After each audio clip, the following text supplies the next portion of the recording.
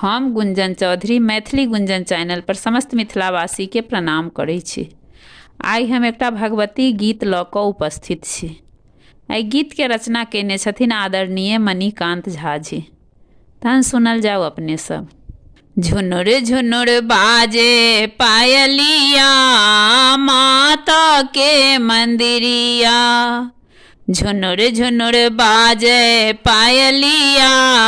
माता के मंदिरिया, जिह बाजे लाल छनी केस छिड़ियायल, जिह बाजे लाल छनी केस छिड़ियायल, डोका सन सन आँख बहरायल, डोका सन सन आँख बहरायल, छिटकै छन जेना बिजुरिया माता के मंदिरिया, छिटकै छन जेना बिजुरिया माता के मंदिरिया, झुनुर झुनुर बाजे पायलिया माता के मंदिरिया, कर खपर छनी गड़ मुंड माला,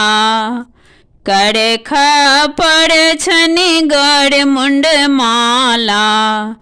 तेसर नैना से हो विशाला, तेसर नैना से हो विशाला, सोनीत लागल टघरिया माता के मंदिरिया, सोनीत लागल टघरिया माता के मंदिरिया, झुनुर झुनुर बाजे पायलिया माता के मंदिरिया, झुनुर झुनुर बाजे पायलिया माता के मंदिरिया, दहिना बामा ठाढ़ जोगिन छनी, दहिना बामा ठाढ़ जोगिन छनी, हाथ में खड्ग त्रिशूल शोभै छनी, हाथ में खड्ग त्रिशूल शोभै छनी,